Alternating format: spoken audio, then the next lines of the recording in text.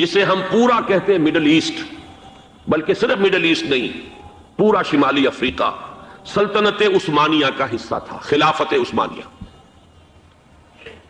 Libya, الجزائر، مصر، پورا حجاز، یمن، پورا عراق، شام، اور یہ شام ہی کے حصے ہیں در حقیقت، اردن اور لبنان، یہ سب یہ شام عرب، عراق عرب، یہ پورا علاقہ خلافت عثمانیہ یہ اس کا حصہ تھا۔ پہلی جنگ عظیم میں انگریزوں نے عربوں کو بغاوت پر آمادہ کیا، غداری پر آمادہ کیا، انہوں نے خلافت عثمانیہ کے خلاف بغاوت کی، بیج بوئے ان کے دلوں کے اندر نفرت کے، ابھارا انہیں کہ تم ترکوں کے غلام کیوں ہو، تمہیں خود حاکم ہونا چاہیے، تم کھڑے ہو جاؤ، ہم مدد کریں گے، تم بغاوت کرو، تم ان ترکوں کے خلاف ہماری مدد کرو، ہم تمہیں آزاد کر دیں گے، تم اپنے پاؤں پر خود کھڑے ہو جانا۔ یہ بہت ہی ہمارے لیے دردناک المیہ ہے اس پہلی جنگ عظیم کا۔ کرنل لارنس جیسا شخص، برطانوی استعمار، اور اس کے نتیجے میں عربوں نے بغاوت کی۔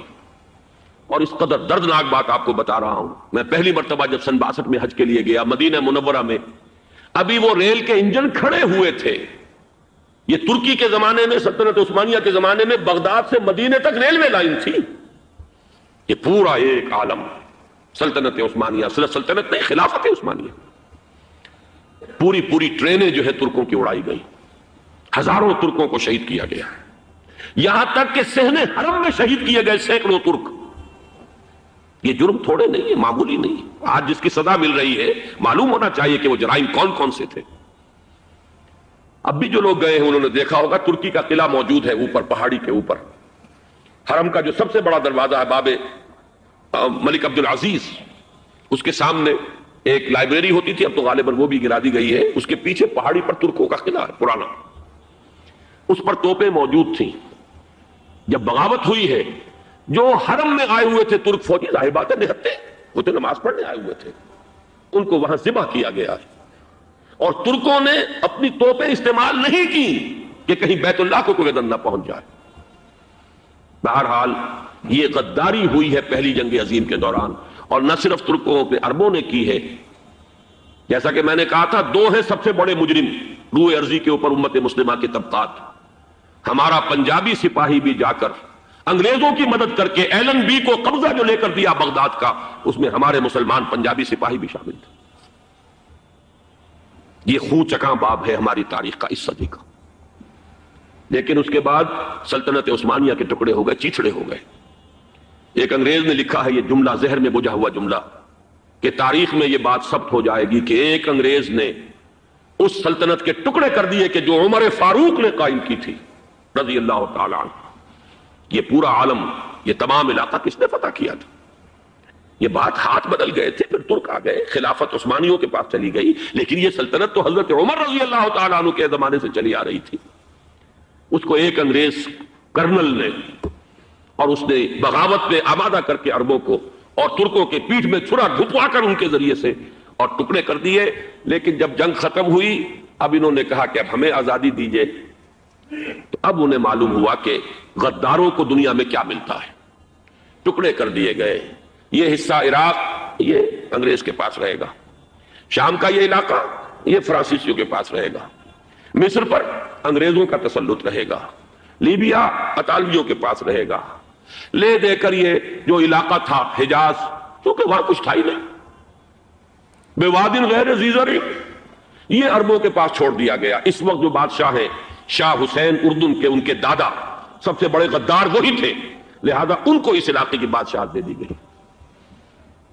اس کے بعد نجد سے ایک تحریک اٹھی ہے، وہ سعودی جو خاندان ہے وہ نجد سے اٹھا ہے۔ نجد میں اس وقت کچھ بھی نہیں تھا، وہ تو صرف ریت کے تودے تھے اور کچھ بھی نہیں، لہذا ادھر کسی استعماری قوت کو دیکھنے کی ضرورت ہی نہیں تھی۔ وہ تو بعد میں تیل برآمد ہوا اور اس کی حیثیت ہو گئی، اور یہ امارات کا علاقہ جو ہے اس کی دنیا میں اب گویا کہ یوں سمجھیے کہ جو سب سے زیادہ اہم علاقے ہو سکتے ہیں روئے ارضی کے نقشے پر، ان میں سے ایک وہ ہو گیا۔ لیکن یہ اس وقت کی بات میں کر رہا ہوں، کوئی حیثیت نہیں تھی، لہذا اس کو چھوڑ دیا گیا۔ یہ ہے تاریخی پس منظر، یہ لکیریں جو کھینچی گئی ہیں یہ ایک ملت اسلامیہ کو جو قومیتوں میں تقسیم کیا گیا، پھر نعرے لگوائے گئے المصر للمصریین الشام للشامیین. اب شامی ایک علیحدہ قوم ہو چکے ہیں، مصری ایک علیحدہ قوم ہو چکے ہیں، عراقی ایک علیحدہ قوم ہو چکے ہیں. یہ ساری تقسیمیں استعمار کی پیدا کرنا ہے، اس کا کوئی تعلق اسلام کے ساتھ نہیں. اب ضرورت تو اس بات کی تھی کہ استعمار کے پنجے جب یہاں سے کچھ ہٹے، دوسری جنگ عظیم کے بعد ایک دور آیا، امریکہ ابھرا ہے دنیا کی عالمی سطح پر سیاست میں. اس کے ہاں کچھ آزادی کے تصورات تھے، اس نے بھی سپورٹ کیا. برطانیہ کمزور ہو چکا تھا، وہ اتنے بڑے علاقے کو ہولڈ نہیں کر سکتا تھا. ہندوستان بھی آزاد ہوا، پھر یہ کہ اور دوسرے علاقوں سے بھی اس کو پسپائی اختیار کرنی پڑی. استعمار کے پنجے جس طرح بھی ہوئے، ان کے سینوں سے، عربوں کے سینوں سے جو ہے گویا کہ وہ ہٹے. لیکن امریکہ نے ایک اپنی بہت بڑی حکمت عملی جو اختیار کی، عالم عرب کے سینے میں اسرائیل کا خنجر پیوست کر دیا تاکہ یہ کبھی آزاد نہ ہو جائیں، ہمارے انگوٹھے تلے رہے، ہماری پالیسی گورن کرے.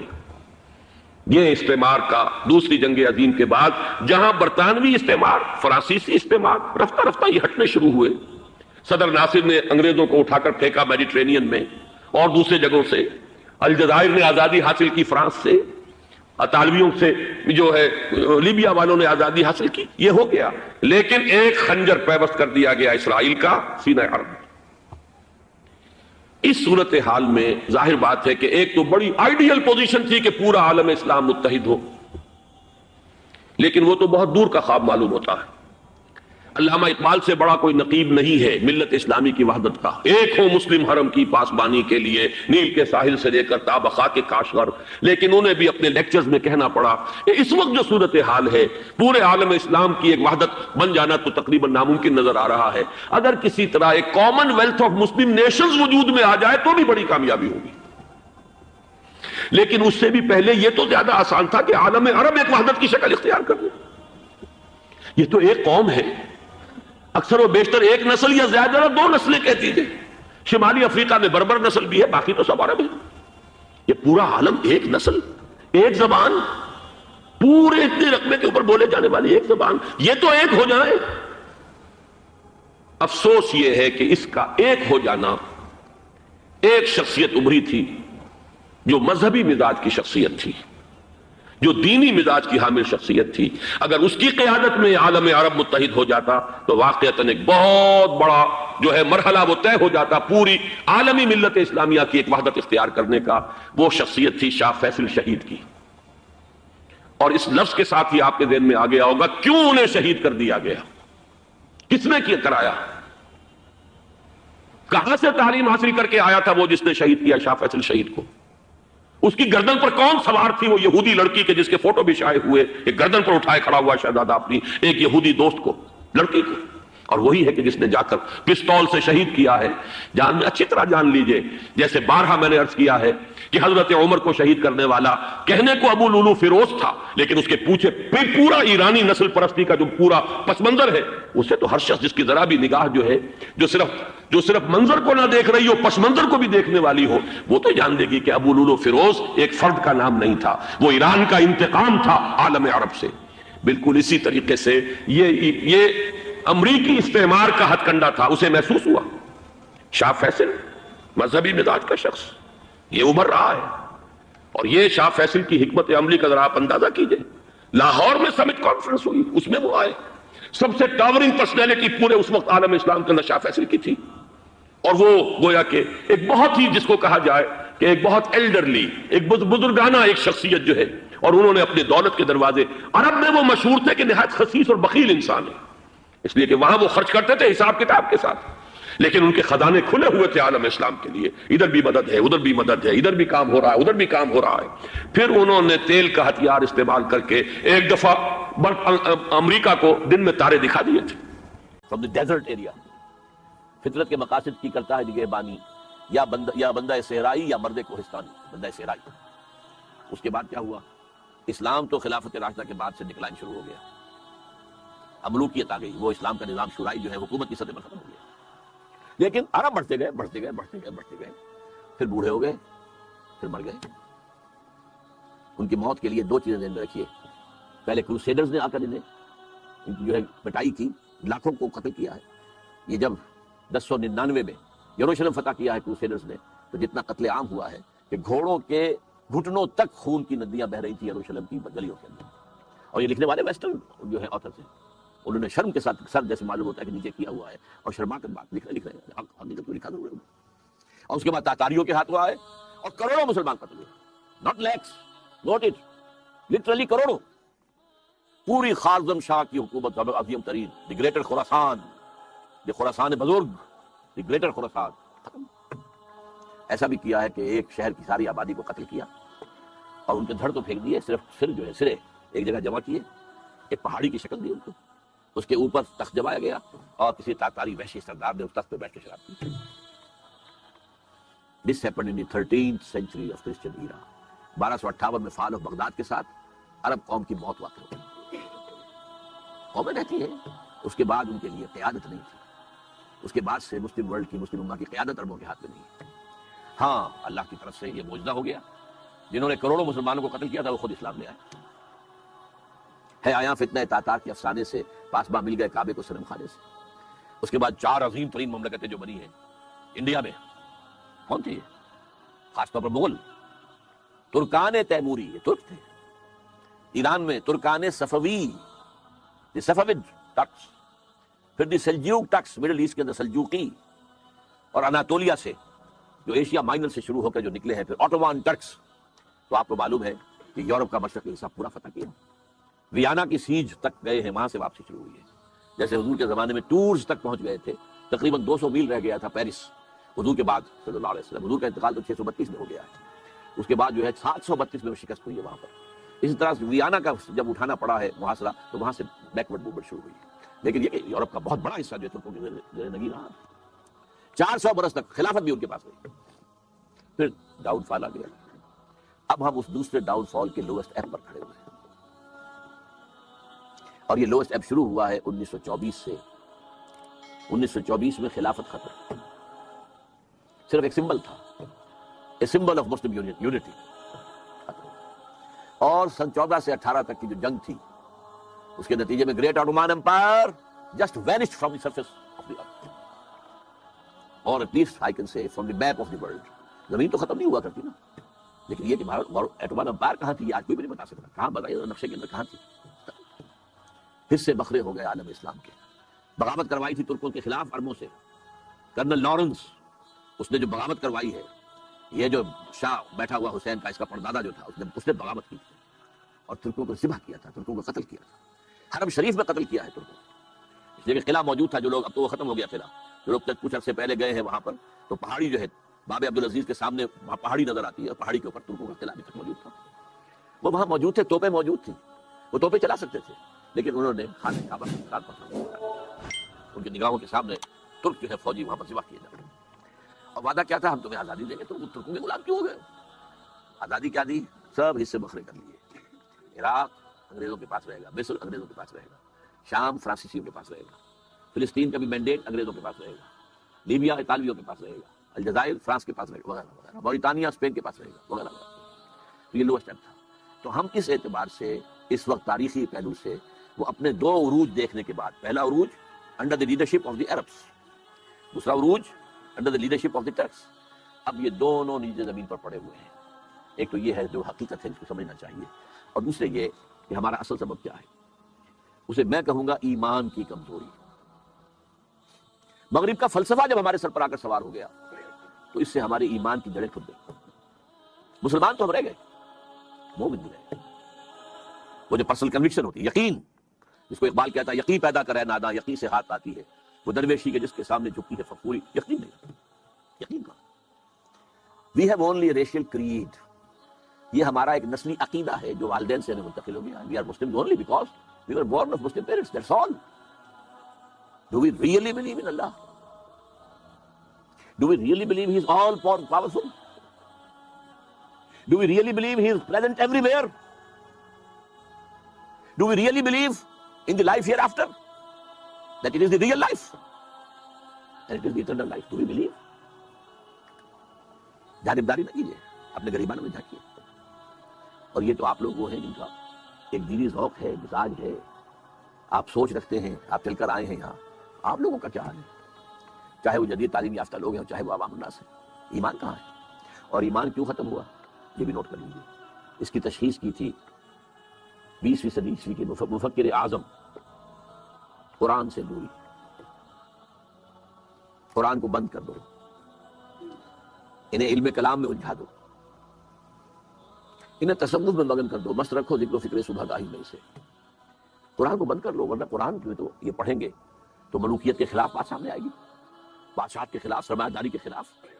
لہٰذا اس کو بند کر دو.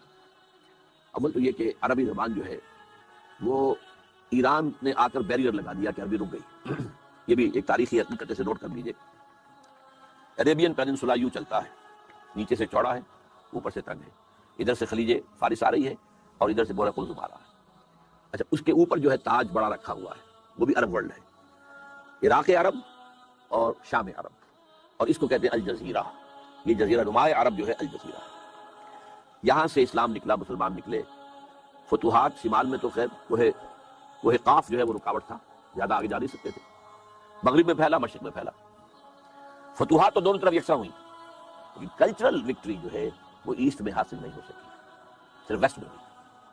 کیونکہ شمالی افریقہ جو ہے بیرن تھا، وہاں کوئی کلچر تھا ہی نہیں، وہاں کوئی تہذیب تھی ہی نہیں، نہ کوئی فلسفہ تھا، نہ کوئی ادب تھا. لہذا ویکوم تھا. اس ویکوم کو عربی نے آ کر کیپچر کیا، اور آج پورے شمالی افریقہ کی زبان عربی ہے. کیسے ہو گئی؟ That was due to that vacuum of culture. عرب آ کر چھا گئے، ان کی تہذیب چھا گئی، ان کی زبان چھا گئی، اور بڑے خوش قسمت رہے کہ اب ان کی مادری زبان ہے جس میں قرآن مجید ان کے پاس موجود ہے. مشرق کی طرف جب بڑھے ہیں، عراق سے نکل کر، شام سے نکل کر گئے مغرب کی طرف، عراق سے نکل کر آئے مشرق کی طرف. جو ایران ہے اس کا اپنا کلچر تھا، اس کی تہذیب تھی، اس کی زبان تھی، اس کا لٹریچر تھا، اس کی شاعری تھی، اس کا فلسفہ تھا.